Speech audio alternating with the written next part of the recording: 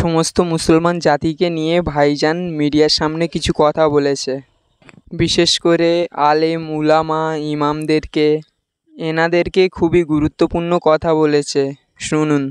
আগামী দিন জাতিকে বলবো, প্রতিটা মসজিদে প্রতিটা মাইক যখন আলেম উলামা পাবে, সে যে কোনো জায়গায় জলসায় হোক, 5 মিনিট হলো জাতিকে সজাগ করুক যে ওয়াকফ নিয়ে আন্দোলন করতে হবে, কেন্দ্র সরকারের এই কালা কানুনের বিরুদ্ধে কথা বলতে হবে, সংবিধানকে মান্যতা দিয়ে। এটাকে আমি কিন্তু আকাশের পানি তো মাথার উপরে ঝিরঝির করে ঝরে যাচ্ছে। যখনই প্রোগ্রাম করি আমি, হয় খুব রোদ হয় নাই পানি হয়। জানি না মহান স্রষ্টার আমার উপরে কি পরীক্ষা আছে, তবে এটাও জানি এরপরও কিন্তু ভালোবাসার মানুষরা ঠিক ভিজে ভিজে হলেও এসে থাকে, হাজির দিয়ে থাকে। অনেক ভালোবাসার মানুষ ভাইজানের সঙ্গে ভিজে ভিজে মাহফিলে বা সভাতে ভিড় জমায়। অবশ্যই এটা আমি গ্রামগঞ্জ থেকে এখন করে করে তারপরে শহরতলিতে উঠবো, তারপরে আমার লক্ষ্য পশ্চিমবাংলার রাজধানী কলকাতায়, এবং বিভিন্ন রাজ্য আন্দোলন হচ্ছে, সেই সব আন্দোলনকারীদের সাথে নিয়ে আমরা সবাই সংগঠিত হয়ে, পরেও যদি সরকার খামোশ না হয় আমরা দিল্লিমুখী যাব। দেখুন, আমাদের প্রত্যেকটা জায়গায় প্রোগ্রাম চলছে। এক যেমন কেন্দ্র সরকার এই ওয়াকফ যে কালা কানুন তৈরি করেছে, এটা সংবিধানের ধারাকে লঙ্ঘন করে করেছে, তারা সংবিধানের উপরেও তো আঘাত দিয়েছে। সংবিধানকে যেমন সংবিধান বিরোধী আইন তৈরি করছে। হলো ইসলাম ধর্মের ধর্মীয় একটা অ্যাসেট বা সম্পদ, ধর্মের উপরেও আঘাত দিয়েছে। এই দুইকে সামনে রেখে আমাদের এই আন্দোলন বিভিন্ন জায়গায় চলছে। পাশাপাশি আমার দেশকে যেভাবে কেন্দ্র সরকার আসার পর থেকে একটার পর একটা দেশের ঐতিহ্য, রেল ট্রেন থেকে শুরু করে এয়ারপোর্ট থেকে বিক্রি করে দিচ্ছে, পাবলিককরণ করে দিচ্ছে, এরও প্রতিবাদে আমরা এই আন্দোলনে করছি।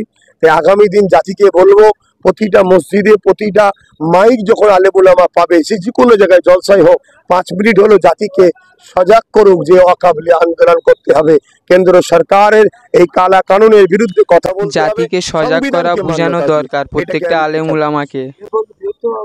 হ্যাঁ, অবশ্যই এটা আমি গ্রামগঞ্জ থেকে এখন করে করে তারপরে শহরতলিতে উঠবো, তারপরে আমার লক্ষ্য পশ্চিমবাংলার রাজধানী কলকাতায়, এবং বিভিন্ন রাজ্য আন্দোলন হচ্ছে, সেই সব আন্দোলনকারীদের সাথে নিয়ে আমরা সবাই সংগঠিত হয়ে, পরেও যদি সরকার খামোশ না হয় আমরা দিল্লিমুখী যাব। সমস্ত রাজ্যের মানুষ এক হবো।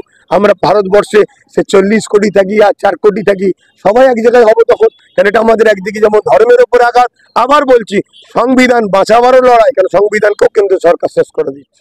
দীর্ঘ বছর ধরে এই ফুরফুরা শরীফ আহলে সুন্নাত ওয়াল জামাতের পক্ষ থেকে বাংলা জুড়ে আমি আন্দোলন করছি, মানুষকে সজাগ করিয়ে আসছি যে ওয়াকফ আমাদের যাচ্ছে।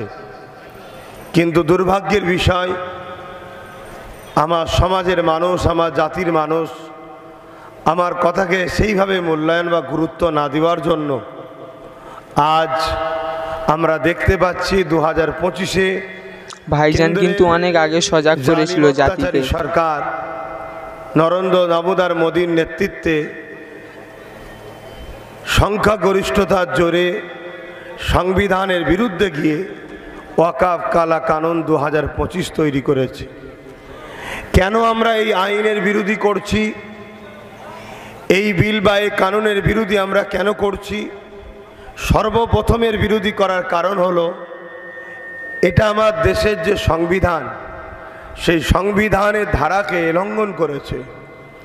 সংবিধান প্রত্যেকটা ধর্ম বর্ণের মানুষকে তার ধর্মীয় অধিকার, ধর্মীয় স্বাধীনতা, তার ধর্মীয় সম্পদ তাদের ব্যবহারের জন্য তাদেরকে অধিকার দিয়েছে।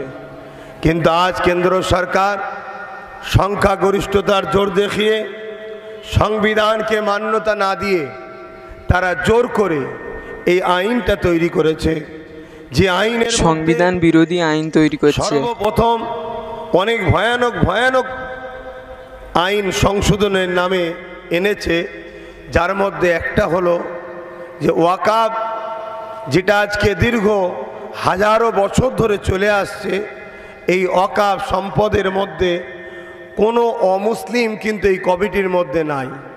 কেন্দ্র সরকার সেই জায়গাতে আজকে অমুসলিমকে এই কমিটির মধ্যে রাখার জন্য চেষ্টা করছে। এখানে ওয়াকফ সম্পত্তিতে অন্য ধর্মের মানুষকে রাখার চেষ্টা করছে। আমার অমুসলিম ভাইয়েরা তারা দুঃখ প্রকাশ করতে পারে যে সর্বধর্মের গণতান্ত্রিক দেশে যদি অমুসলিমরা থাকে তার সমস্যা কিসের? ব্যাপারটা ঠিক তেমন নয়, ব্যাপারটা একটু খুলে বলতে লাগে। কিন্তু আকাশের পানি তো মাথার উপরে ঝিরঝির করে ঝরে যাচ্ছে। যখনই প্রোগ্রাম করি আমি, হয় খুব রোদ হয় নাই পানি হয়। জানি না মহান স্রষ্টার আমার উপরে কি পরীক্ষা আছে, তবে এটাও ভাইজানের ভালোবাসার মানুষদের পরীক্ষা নেয় আল্লাহ।